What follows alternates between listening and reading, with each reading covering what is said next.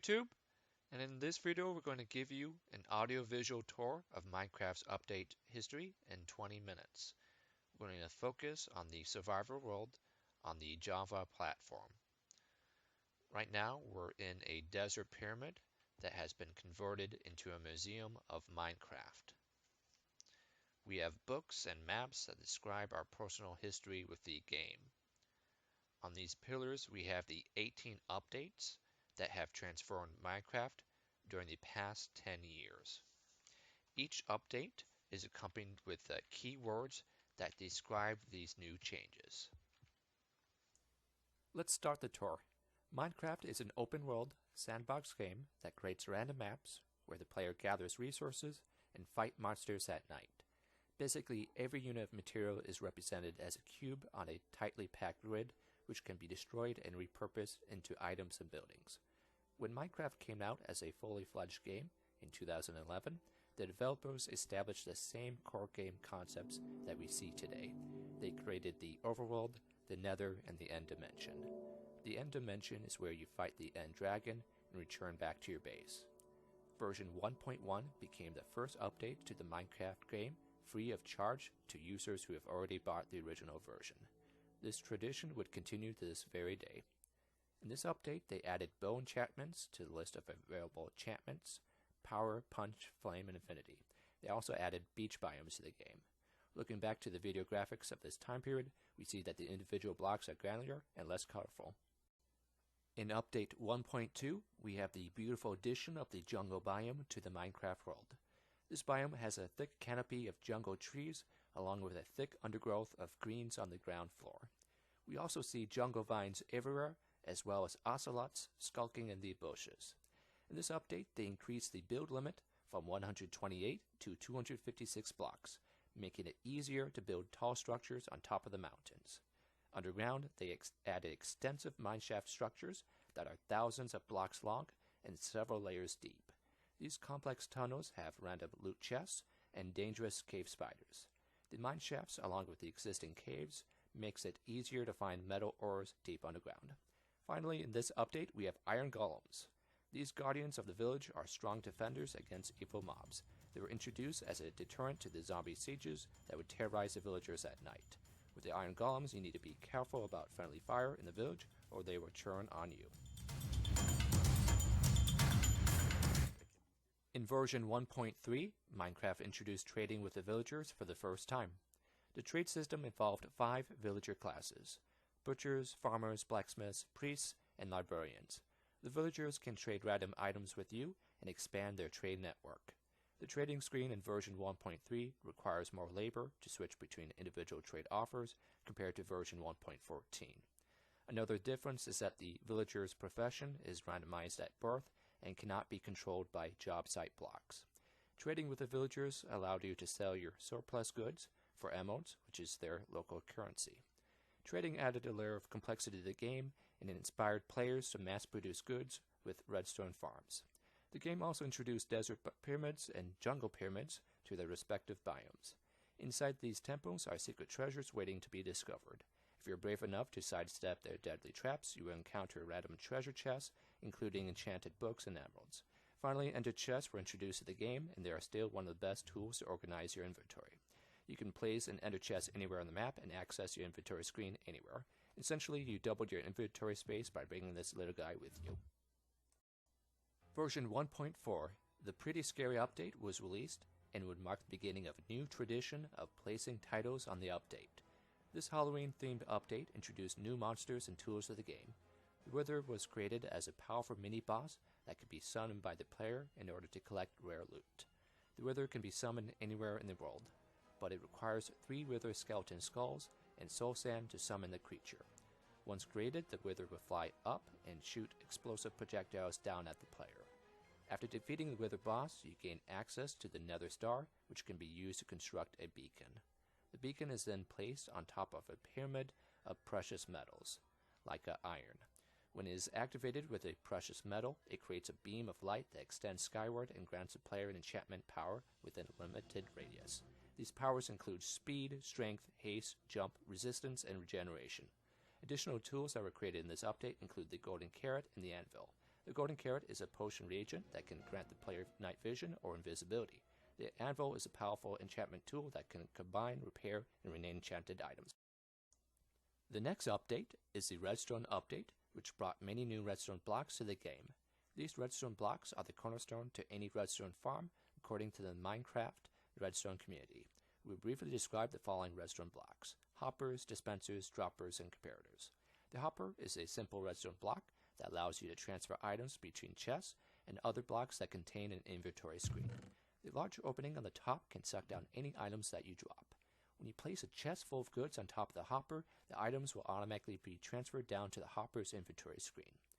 Dropping items through the hopper can be done on the bottom portion of a slab block, on top of a full block, in conjunction with a minecart with hopper system.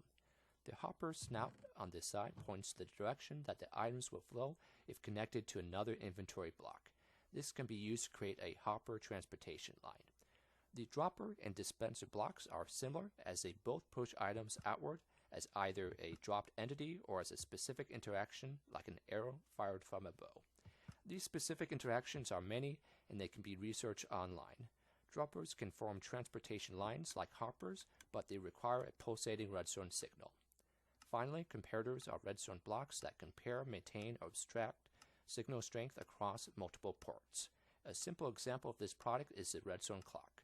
When it comes to this subject of redstone blocks, there's a lot of experimentation involved and it requires shift clicking.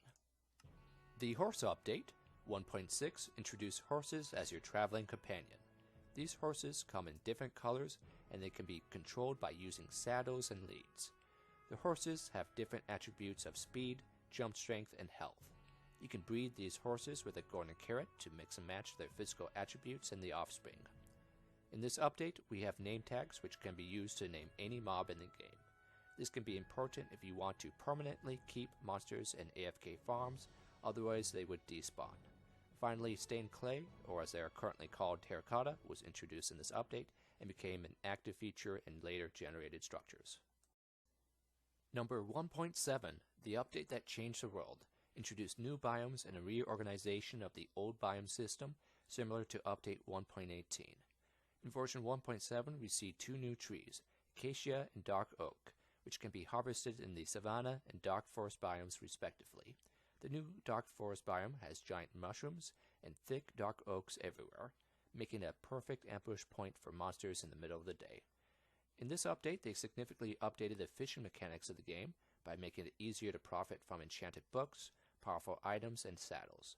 Finally, flowers were greatly expanded here and used to create new flower biomes. These flowers would later become a significant source of dye in later update versions. The Bountiful Update, released in September 2014, brought new construction blocks, villager changes, and ocean monuments to the game. Ocean monuments made their appearance not only as a new construction block, but as a new temple full of treasure and danger. These massive underwater fortresses are protected by a fleet of guardian mobs that can shoot laser beams at the player. Also, there are 3 elder guardians that can debuff the player with mining fatigue. New minerals like diorite, granite, and andesite were generated to replace blobs of stone in the overworld. These new minerals can then be crafted into individual pieces like stairs, slabs, walls, and polished blocks. This change vastly increased the architecture options of the game. Finally, the villager trading system was upgraded. They increased the number of village professions from 5 to 11. With the increased trade professions, they expanded the number of trade offers in the community. One notable trade offer was that librarians now have access to enchanted books. Version 1.9, the combat update, took 18 months to develop. It created a new combat system and revamped the end world. Minecraft now has a cooldown timer. You can also dual wield by using the F key. Dual wielding does not allow you to attack with 2 swords to bypass that cooldown timer, but it does allow you to do some interesting combinations. My favorite combination is placing torches on the offhand and a sword on the main hand when you're cave fighting in the dark. Another good combination is using a bow on the offhand and sword on the main hand. There are different combinations that you can do by researching them online. With this update, you can reactivate the Ender Dragon in the end by placing 4 end crystals on the side of the end portal. The Ender Dragon now has a breath attack that can be used to create lingering potions. After you defeat the dragon, you can access the mini-end islands by using an ender pearl on the gateway. These mini-islands are worth the trip since you have access to a new biome filled with new blocks, coarse plants, towering end cities, floating pirate ships, and the Elytra glider. The Elytra is a wonderful tool that lets you hover in the air. Version 1.10 is the Frostburn update, which brought new mobs, blocks, and the zombie village to the game. Polar bears and stray skeletons were added to the cold biomes, while husk zombies were added to the desert biome. Magma blocks were added to the game, and they are very important in AFK farms since they can kill many mobs that stand on top of them. Zombie villages were added to the game, and they are a rare generated village where derelict buildings have cobwebs and holes. All the villagers are zombies in this village. The next update is version 1.11, the Exploration Update, which introduced new items and the Woodland Mansion. The Woodland Mansion is a massive building deep in the Dark Forest biome. It can be located by trading with the new cartographers in your village. Each Woodland Mansion is different as it is filled with random rooms, secret treasure, and endless fights against the illager residents. With update 1.11, you have access to the shulker boxes. These shulker boxes are an excellent organization tool that allows you to use them in combination with your ender chest to vastly increase your inventory space. For you Redstone fans out there, the Observer was created as a redstone signal whenever the block in front of it changes. This block is commonly used in sugarcane farms. With the Exploration Update, firework rockets became compatible with Elytra to give us flight. With this upgrade, we can fly anywhere on the map and bring destruction down on our enemies. Elytra flight is still the fastest means of travel in the game.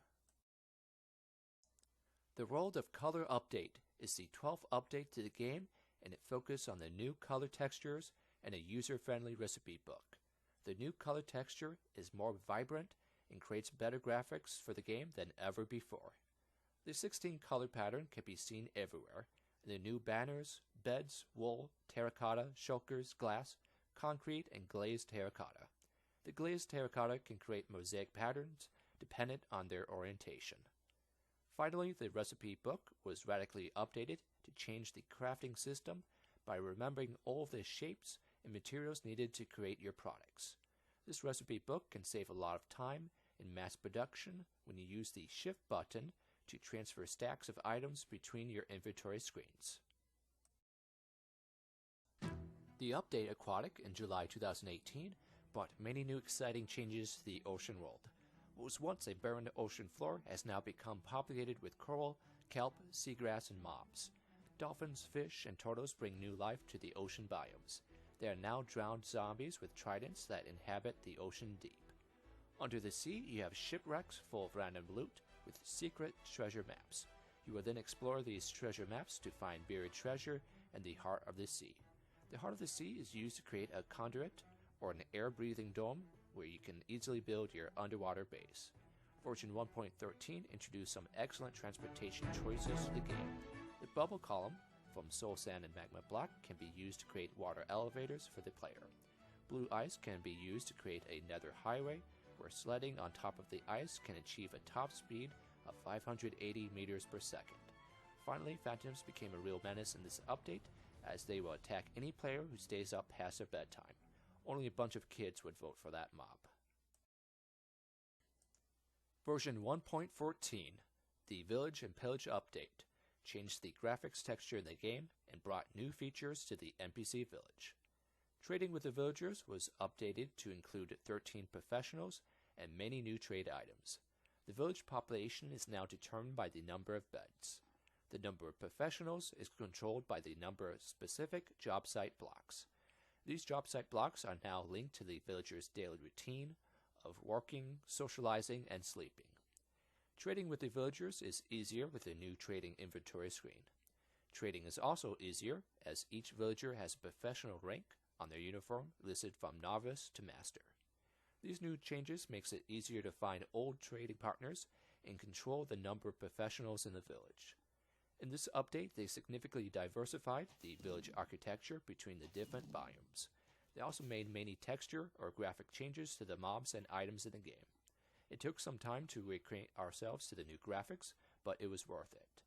Finally, pillager mobs and the raid mechanics were introduced into the game, including the fearsome Ravager. The pillagers wield deadly crossbows as well as new weapon enchantments. After defeating a pillager raid, you will receive free gifts and trade discounts from the villagers. Version 1.15 introduced bees to the game and not too many new changes due to all the time that was spent on fixing old bugs.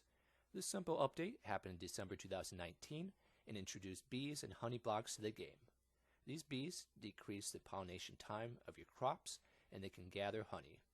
The honey can be placed in a potion to cure the player of any poison.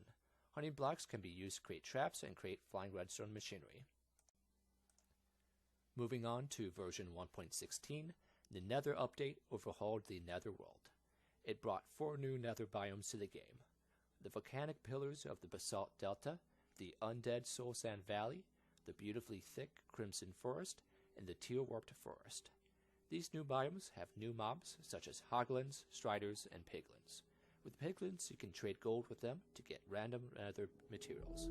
The striders are important since you can treat them like horses to ride across the lava lakes. With this update, they brought in 2 new woods, Crimson and Warped Wood, which looks like neon purple and teal respectively. This wood can be harvested by placing fungus on top of a nylium block. After cutting down the wood, you can remove the netherwort leaves with a hoe. Finally, this update brought in netherite as a powerful metal resource. Netherite weapons deal 1 extra damage compared to diamond weapons. Netherite tools are 10 to 15% faster than diamond tools. And finally, netherite armor is more durable and blocks more damage than diamond armor. Version 1.17, Caves and Cliffs Part 1, introduced a lot of new decoration blocks and mobs to the game. This update was split into 2 components, with an overall focus on changing the mountains and caves. This update brought in a new mining mechanic where raw metal is mined from metal ore, which can be smelted into metal ingots. The advantage to this process is that you can use the fortune pickaxe to create more metal ingots. This process affects iron, gold, and copper, where copper can be used to create weather vanes and spyglasses. In 1.17, dripstone and lush cave vegetation were introduced to us as rare loot. Underground vegetation like cave vines, moss, glow lichen, drip leaf, and azaleas can be grown by placing moss blocks next to stone along with bone meal. The pointed dripstone along with lava can be used to create a renewable source of lava above the cauldron blocks. Finally, this update included the axolotl, an aquatic mob that fights hostile mobs with you. These cute axolotls can be used to create a glow squid farm, and they are very useful against guardians since they can remove mining fatigue. Caves and Cliffs Part 2 was released in November 2021. This update brought new changes to the biomes and changed the build limits. This update did not introduce any new blocks to the game, but instead focused on reorganizing all 50 of the overworld biomes. 6 of these biomes belong to the new mountain ranges. Dripstone and lush cave biomes were established in the game, along with a new cave system that has narrow passages and caves as expansive as the eye can see. With the larger caves, there's going to be more monster fighting than before, which is why it was helpful when they changed the spawning rules to prevent monsters from spawning on any block with a block light value. Overall, this update did a good job in blending the different biomes together between the old and new world chunks. This blending can be seen with the new build limits to include the range of -64 to 0 and 256 to 320.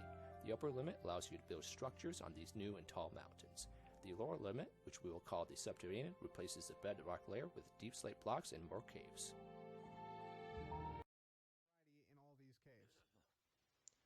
Version 1.18 concludes our tour of Minecraft's 10-year update history.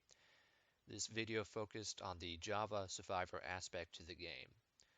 Through the work of this Minecraft community and my narration, we have provided you a quick history of the amazing changes to this game. If you like this video, we do have other tips and tricks on our Minecraft YouTube channel. Go ahead and hit the subscribe button so that you can remember this channel. But that should be it for this long video. Thank you for your patience, guys, and enjoy your day.